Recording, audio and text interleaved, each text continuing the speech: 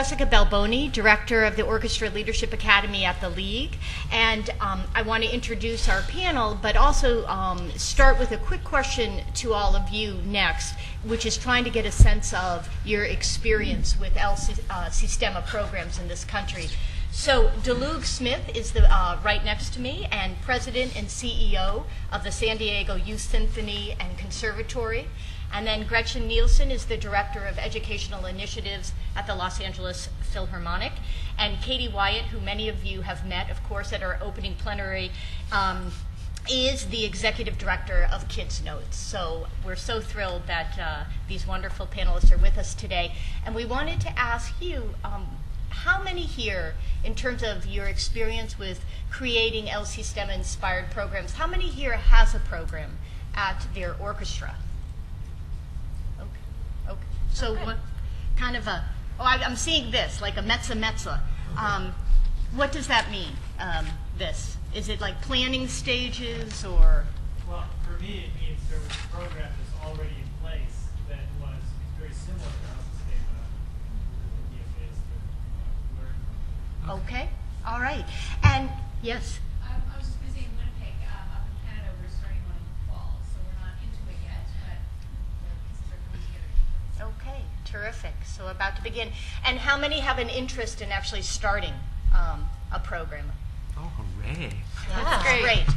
Super. I'm so glad you're here because these are three extraordinary people with such experience and really on the front lines of creating this work.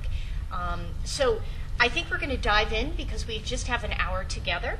And Gretchen is going to actually begin providing an overview of what is happening today. We know we have a couple of years under our belts of creating this work. What are we learning? What are some of the opportunities and challenges? Gretchen will paint a brief picture of what's happening nationally in this country, and then she's going to focus in on adult orchestras, being from the Los Angeles Philharmonic. Dalouge is going to speak specifically about the work with youth orchestras in this country. And he's also going to talk a little bit about some of the organizing with a network. And there is a document which Dalouge will reference later on your tables. And Katie, of course, is going to speak about the Abreu Fellows. Katie is an Abreu Fellow, and she will give us an update about the work of 2 classes to date now who have graduated. So without further ado, Gretchen. Great, thanks. I was thinking back to when all of this SIstema stuff seemed to arrive on the scene here in the U.S., and to my memory, it really began with that viral YouTube video of the Simon Bolivar Youth Orchestra doing their Mambo performance. And with that rush also came along the really fortunate move of Gustavo Dudamel as the music director of the LA Philharmonic. So he was announced as the music director in the kind of springtime of 2007. All of that, along with the confluence of some other activity that was happening, relationship building going on between Venezuela and the US, really took off, I would say, in 2007. And that's when we started seeing some serious programs spring up, one of which was the LA Philharmonics, another one, the Baltimore Symphony. And since then, lots and lots of other people, individuals, organizations have started programs across the U.S. So there is a serious movement afoot. And you are now part of that movement, sitting in this room, having interest in this work, and we're all counting on you to do it. So after the session, we all will be available to answer any specific questions, and we all take phone calls and do have people visiting our program, so we are here as your resources. One of the things that happened when the movement began, and we're going to come back to this slide, Dalouge will talk a little bit more about it in a moment, but was that we were all trying as a field to understand, what does SIstema mean? Like, when you go to Venezuela, people describe it as magic. It is a spiritual experience. It's really hard to nail down, and what was exciting about having particularly the first group of Abreu Fellows is that it was their job to document some of the elements that would be transferable in our communities in the US and in other countries. And we started using some of the same language, beginning to articulate literal words and also ideas that kind of personified what SIstema was. Here are a few words that we think about, keywords when we think about SIstema. Access. Access is key. We're talking about inclusivity of all kinds of kids. And in this country, we all know that there is a swath of this nation that has access to great music education. So when we think about SIstema here, we're really focused on communities, neighborhoods, children, families who do not already have access to music education. Ensemble. Ensemble is so important, and if you have heard Jose Antonio Abreu, the founder of SIstema, or Gustavo Dudamel talk about orchestra, they talk about it as the greatest metaphor for community. And there's, to me, it's like complete poetry. I mean, Katie's... It's beautiful. Yeah, it's so beautiful. So if you get a chance to look anything up online, some of the words, some of the phrases they use, that it's really powerful language that you can use, one, to inspire your own organizations and also to share with funders so that people really start to understand orchestra is the greatest metaphor for community. It is the thing that drives the programs, and we'll get into that a little bit more later. Partnership. I think there was some serious learning in Venezuela around the partnerships that happen on the ground there, and maybe Katie can share a little bit more about that later. But what we're finding in the U.S., I think, for all of us is that partnerships are key to making this work happen. And it really is just, in a sense, an extension of the kind of work that you see happening within SIstema-inspired programs on the ground. I know that the LA Phil doesn't do any of this work in isolation. All of our programs are with partners. We together put in funding, together think about it programmatically, and I know these two have tons of partners in their communities. So if you're thinking about this as a community-wide effort, it must be in partnership with others. Community, okay, we're right there. Two things, the partnerships is one piece of that community, another piece is the community that you're building by placing a Nucleo or an SIstema site in a given neighborhood and seeing this, building it, basically advertising it as a hub for people to link into, feel like they're part of a community, whether it's a child, a parent, a teacher, other community partners. And of course, another element in all of this is transformation. This is a social program. SIstema is first a social program, although it really was about developing musicians in Venezuela when it first started over 35 years ago. You know, Jose Antonio Abreu was trying to develop musicians in his own country. So yes, it's a music program, but ultimately it's had such a social impact that now we think of it as a social program, using musical as the vehicle to get there. We just kind of talked about these defining characteristics in, I would say, a theoretical way. A couple of pieces I want to delve into for just a moment is when we're talking about orchestra or ensemble at the heart of all of this, there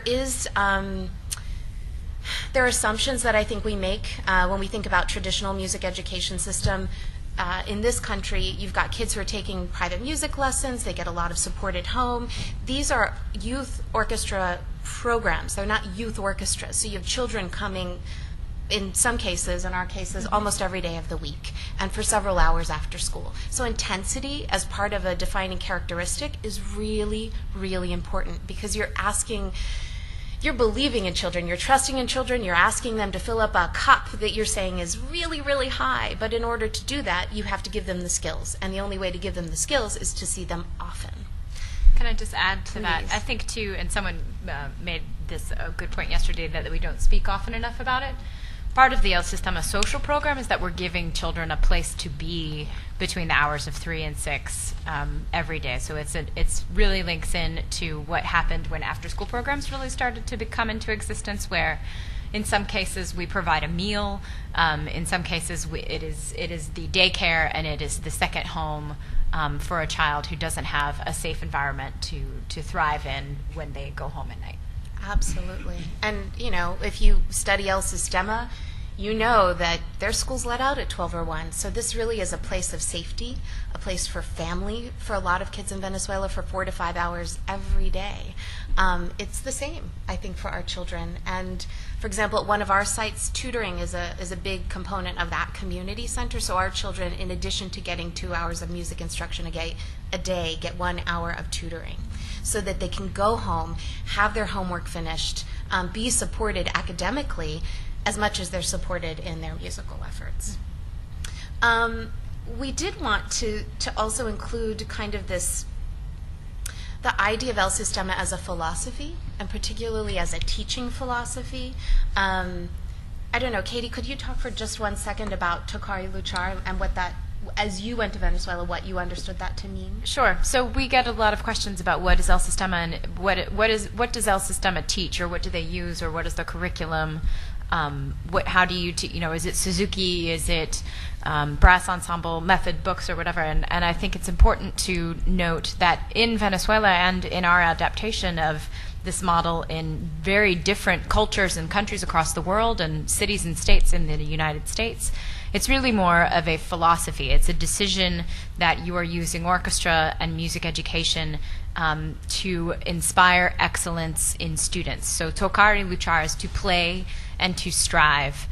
So the point of playing is really not how you're teaching it or what methods you're teaching it, but that it is always at a very high level, and that the expectations that you have for these children are beyond the expectations that society has for these children. So I think a good example is many of the social services I partner with in Durham, their hope for their programs, tutoring programs, food programs, mentoring programs, their hope for the children is just that they finish middle school. In the SIstema program, our hope is that they go to college. So I think it's really maintaining a standard of excellence that is higher and beyond what this population usually has expected of them. And if that is the case, you have to honor the whole person. Right. You have to know that there's support that goes way beyond just putting an instrument in a child's hand and giving them lessons. And what's beautiful about what Dalouge is doing with his youth orchestra program, in thinking about the mission of your organization, I don't know if you could share for just a moment, some of the language you've created is just so impressive and right on target. Well, I'll just say that we started with an internal dialectic around access excellence. Where's our emphasis going to be? And we've created language that merges those two so that it's not an either-or conversation anymore. It's that we're giving access to excellence. And our core values are community leadership, inclusiveness, and personal achievement. Thank you. Yeah, that's great. Performance is habit. This may seem like a no-brainer, but actually, when you're in Venezuela and if you see work that's happening in the U.S. and SIstema-inspired programs, a big piece of what we're doing is product as process, or having children, if you walk into Nucleos or SIstema sites here in the U.S., hello, fly, you'll see children so easily being able to perform for visitors who walk through that it becomes a part of the curriculum, and their ability to not have fear around performing or sharing what they know allows these children also to be, and I don't know that we've listed it here, but to be really great mentors to the other children in the program.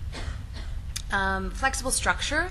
So this is on this particular slide because we've all learned and discussed it in one of the YOLA sessions. Man, oh man, we're all so used to creating plans and schedules and structures, and I think one of the things we've all learned about doing these kinds of programs is that you have to be incredibly flexible, and you have to hire staff who can be incredibly flexible and respond to the environment, but also be able to link back to your vision, your mission, your goals, and this philosophy. And pride of ownership, that goes back to, again, this performance as habit, understanding their place in the program, understanding a wider picture. I think all of our students have a sense of belonging that I don't know that I've ever felt in any other program that I've been involved in. And at the very bottom here, we had to include that teachers are the blood of the program. They are so important. They are the people who are creating the curriculum, the environment, the pedagogy, and it's not necessarily something that we can share with you as a cookie cutter template, because it's going to be different in every community, and because of the individuals who you choose to be the leaders of your programs. I'm now going to move into just a quick discussion about the orchestral perspective on this kind of work. As I said earlier, the LA Phil and the Baltimore Symphony are probably the two largest orchestras who've taken on this work quite directly. But there are other orchestras doing this kind of work, and in different ways. So I wanted to just kind of put a list out there so you also have a sense of who you might go to near your communities to use as resources. The Atlanta Symphony. Is there anybody here from Atlanta in the room? Okay. Perfect. Okay. Well, there are people here from Atlanta. They are in a really interesting position. They're supporting a program of an Abreu Fellow. His name is Dante. It's called the Atlanta Music Project. His office is housed in the Atlanta Symphony offices. And Atlanta Symphony is trying to find other ways of becoming more involved in that program. So there are symphony orchestras who are not necessarily doing the work directly, but finding really great ways to partner with other organizations. Fort Wayne Symphony, they're a year into this. Jackson Symphony Orchestra in Mississippi. The Virginia Symphony sponsors a program called Soundscapes. So you can think about it as a financial, a fiscal kind of relationship, or you can think about it as offering different kinds of resources, whether they're your own musicians, your concert hall, office space. And then we have orchestras that are just beginning. The Stockton Symphony in California, they're doing this work in partnership with the university. Waterbury Symphony, Hartford Symphony, Allentown Symphony. There may be others, and you may be in the room, which is very cool and exciting. The only last thing I'd like to say before I share the table with my colleagues is we were talking a little bit about what it was like for an orchestra to take on this kind of work. Why should we? What's the point of doing this work? And what's been really interesting and exciting for me at this conference is that although I believe deeply in it, my president and CEO believes deeply in it, my music director personifies all of this work, there is clearly a real sense in this symphonic community that we have to mean something different in our communities, that there is serious public value attached to this kind of work. And it may not be necessarily the clearly defined SIstema inspired work. It could be. I was so interested to hear about colleagues talking about their work with senior centers, with autistic children, with children with a lot of disabilities, where there's an increasingly larger social contract that they're taking with their communities. So I want to think about this in the future in a larger frame. I also want to just say it isn't easy in a symphony orchestra. As we were talking, you'll notice this is not clean, pretty work. It's really messy. It's even messier than, I would say, the typical education programs that we've all been doing for years and years and years. It needs a kind of environment and space that allows for a lot of flexibility. It is innovation. It is not business as usual. And so you have to have an organization that understands that, accepts that, and measures your success related to that. And what that means for us, I think, as symphony orchestras, is we just have to have a lot of discussions within our organizations, with our boards, with our staff, with our volunteers, and then outside of the organizations in the community, so they're beginning to understand what you really want your role to be and how you want to be helpful with your neighbors. Wonderful. Yeah, so I'm going to, if you want to go back to the map for a second, I'm going to really quickly cover how the SIstema movement has developed across the United States, really in 3.5 years. When LA and Baltimore started their programs, they were it in the United States. And they are only 3.5 years into it. They also, being really large orchestras, were able to garner a lot of initial large-scale resource and large-scale attention, which helped amplify and push along the rest of the people who had interest in their own communities. And that interest has now developed in a variety of unexpected places. there are SIstema inspired programs at professional symphonies who seem like the usual suspects, so to speak. Actually, very few at youth orchestras. You might have expected youth orchestras to be a little bit more quickly embracing of this, but they have not been. As far as I'm aware, there are 2 youth orchestras that currently have programs running, and that's us in San Diego and San Antonio. And Verdugo. And Milwaukee. Good. One in New Brunswick. And New Brunswick. I'm sorry, I was speaking only. And Verdugo, I'm sorry, Verdugo and Pasadena. But it's a very small number. And what's much more interesting, actually, is all of the other kinds of locations where this is being done. It's being done in schools. Private, public, and charter school systems are all experimenting with this in different ways. It's being done in community centers. There are some community arts organizations. There are actually foundations who are serving as the parent of programs. Basically, what's happening is in each community, the people who have the drive to try this are finding other like-minded people, and they're not letting institutional history or institutional resource be a barrier. They're basically saying, I want to do it. If you want to do it with me, that would be great. In some cases, they aren't even at the stage of an institution. We know of a young woman in Riverside County who started a program in her living room because she, as a college student, had no more resource than that. But there was a shooting in her town, and she wanted to do something about it as a musician, and this is what she decided to start doing. So the dots that you see on the map are really probably not even all of the dots that exist out there.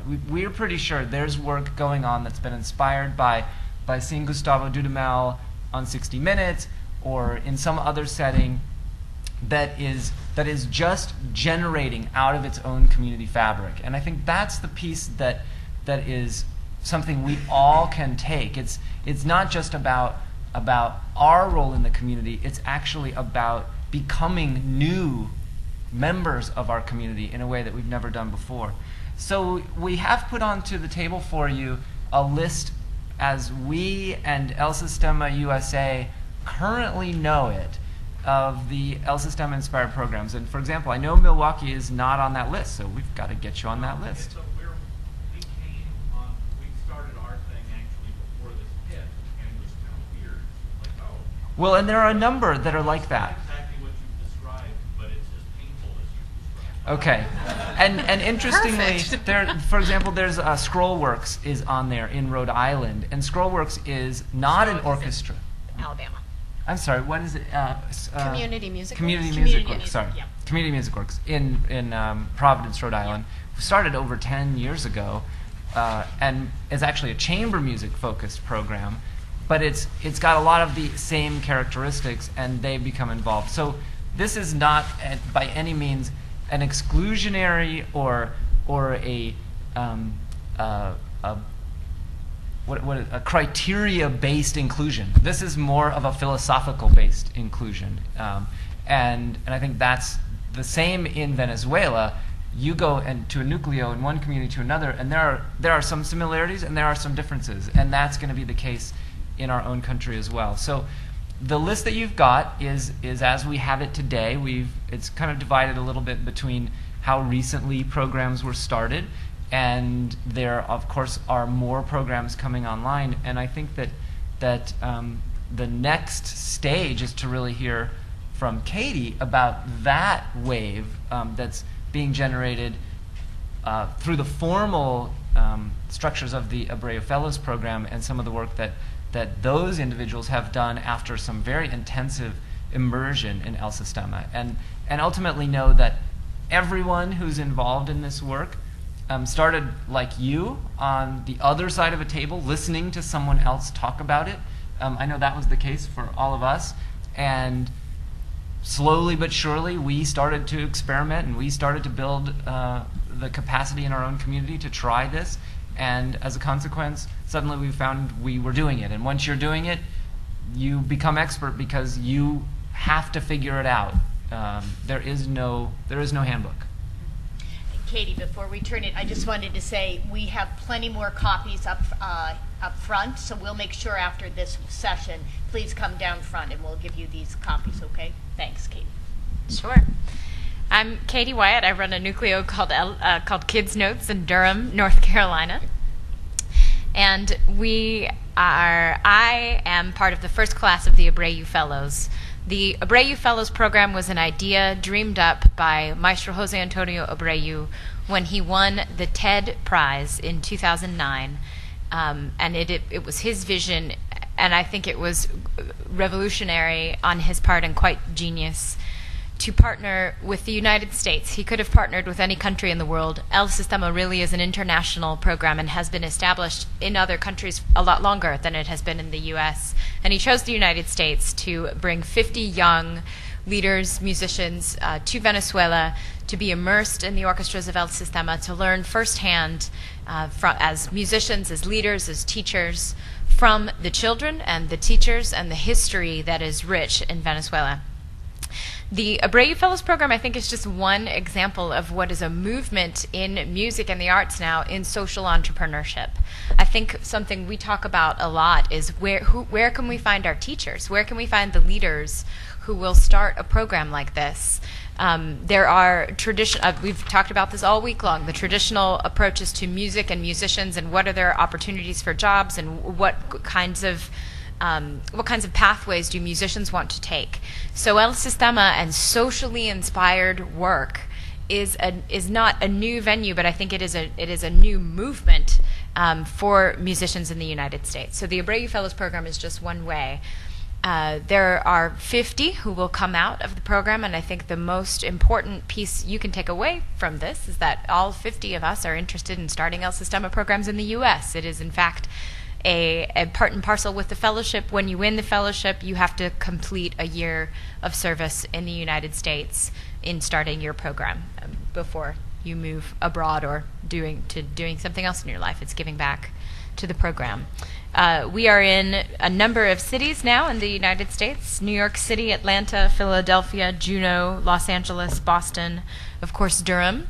I have great news to report. The second class of Abreu Fellows just graduated, and they will be in Cleveland, in Austin, Texas, in Pittsfield, Massachusetts, in Cincinnati, Washington Heights, New York City, in Rockport, and potentially more in Los Angeles as well. So it really is a movement, and I think that the Abreu Fellows can be just one great resource for you to tap into in asking questions about what was it like in Venezuela. Something I think the Abreu Fellows program does bring, which is unique, is an authenticity to SIstema in Venezuela. So when we come back to the U.S., our education really has been more in Venezuela than it has been in any other program in the United States. So it might be that you are looking for that particular selling point and approach for your programs in the United States. One thing I've found really remarkable about the program, and I've done a number of fellowships both as a musician and as a manager, is that it was the first time that I really learned about innovations in education, in poverty, in social policy. It was very much a social justice and social services training program to learn about what it is like for families who live at and below the poverty line in the United States, in getting a job, in feeding their kids, in getting health care, what vouchers mean. I can now be pretty conversant in all of that language, which was totally new to me as a musician and as a manager. I had no idea what that was going to be like. So in January, we had our first ever convening to talk about what that means. Who are we as a group across the country? And we've, at this stage, are calling ourselves the SIstema Nucleo Network in the United States. And literally at that meeting, we had to stand at a whiteboard, Dantre from Baltimore, and have us call out when did our program start, because there was no record of the actual chronology of this work. And it was pretty interesting to see that in the first year there were 2, and then there were maybe 5 or 6 or 7 in the next year, and 10, and now we're kind of adding 20 a year. So the network itself is really also at a very formative stage. And Katie and I were talking this week about how the network will seemingly naturally evolve into both regional work, which the LA Phil has sort of set the standard for. With when they launched their YOLA program, they created a YOLA Stakeholders Network, and that has really been a place for all of the Southern California entities, not just those running programs, but funders or partners, to come together and learn from each other and share with each other. And we're looking forward to expanding out that opportunity across the nation, both in from a national perspective, but then also having individuals take the initiative in their own regional area and offer that kind of same shared experience and convening opportunities. So the list that you have is again is constantly being added to, and all of you who are now in the room, as you start your programs, whether you want to be or not, we're going to assume you're in the network. Welcome, thank you. Exactly. Dalouge, though, if people did want to become part of the network, part of the communication channel, how would they go about who would they contact on this? That's a trick question. It is a tricky question. So coming out of the meeting in January, I am the person who has temporarily, I'm going to emphasize temporarily, volunteered to be the communications point. In case you haven't read it in the news, SIstema USA is no longer at the New England Conservatory. Okay, so again, people can also contact the League in terms of being added to the list in this temporary mode, but just want to make sure you feel that you're part of the communication of all of this. Gretchen, did you also want to just reference the other LA Phil resources? And there is a sheet on your table that lists it, and again, those who do not have it in front of you, come down at the end and we'll give it to you. So you've got the very colorful YOLA brochure on the table, which kind of outlines, it already feels out of date to me. It outlines what YOLA entails, but I want to just point out I think on one of the last pages, it does mention the Stakeholders Network, which beyond developing nucleos has become a more important aspect than I think we all thought it would, because the fact is we are pioneers. We're all doing work that we don't know how to do, and so it's so important that we get together and talk about it and share resources. So the different aspects of YOLA are in that brochure. And then we are really trying to be transparent at the LA Phil about everything we're learning to help grow this movement. So on that half sheet, you've got links where you can go to a resource library. Again, none of us have a template. This is not a cookie cutter, franchisable program. But what we are learning is that there are resources coming out of our work that we want to share. So there are things like a joint venture agreement that we developed with our partners that helps people understand the roles and responsibilities and articulate language around that. There's a particular pedagogical idea that's come out of Venezuela called the Paper Orchestra. We have a cookbook that's been developed at the LA Phil and with other nucleos like the one in Alaska that we've put online. So it tells you how to develop an orchestra or a string orchestra out of cardboard instruments, and how it's a community building tool. We've developed songs. There's a video that accompanies it. We've got it engages the parents. It engages the parents. It's a great way to actually start. And it helps children understand kind of the responsibility to take care of an instrument, begin to understand just the beginnings of how to hold an instrument, what the strings are, that kind of thing. So please check out the resource library, and then there's also a media library. So I know that we all have we're trying to document as much as possible because this learning is really interesting. So little videos on YouTube, on our websites. And if there's anything that you don't see on our resource library that you really want, tell us. Like contact yola.org, or if you've got my card, contact me, because we're really trying to be as comprehensive as possible. And if we've got something that we didn't think about that we could put up on the website, we will. And I just want to underscore, because the whole purpose of today is to really be as helpful as possible, and we're going to open it up in a minute and really hear some of your questions for each of the panelists. But there are resources. I mean, there are human resources. There are the Abreu Fellows. Every year there's a class of 10 highly trained musicians as well as activists, and they are looking for orchestras to partner with. They're looking for institutions. So just know that there are people with real expertise, and there's also this network that Dalouge described. And it's really about learning from each other. and everything is local and customized, but there are things that are transferable, and there's some hard work that's been invested. So you're not alone, and we don't want you to leave this room thinking you are. So Can I add please. one thing, which is we have a movie star in this movement in Gustavo Dudamel, and the LA Phil has taken the lead in exporting their work to communities across the country and movie theaters. And in fact, on the brochure table, there are several giant piles of this postcard talking about a movie that's going to be played on June 23rd across the country. And that as well should be viewed as an important resource. As soon as we got notice of that in our office, we said, let's contact the theaters. Can we have our kids play in the lobby before the movie starts? Or even just to help your community know what it is you're talking about when you say, we want to do this program.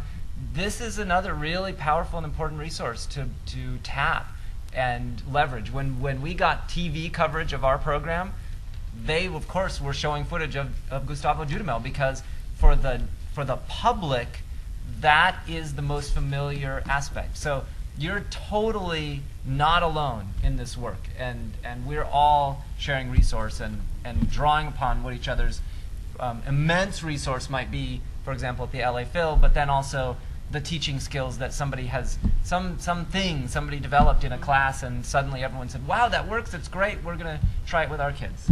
So Beautiful. So we're about to open it up. Some real themes I've heard here, and you've all heard. It's messy. This is messy work. There's a lot of pioneers in this country. It's one thing to have a model in Venezuela, but how do you adapt it locally here? There are real challenges. I heard becoming new members of our community. So the way we recreate ourselves with our community members. Partnership is key. That's such a theme. How orchestras do not work alone, and that they do reach out to so many diverse partners, and how complex and messy with unintended consequences that can have. It's a social program at its core. We all know that. We've heard that mantra. But Dalouge saying access and excellence, it's not an either or equation anymore. It's an integration of the two.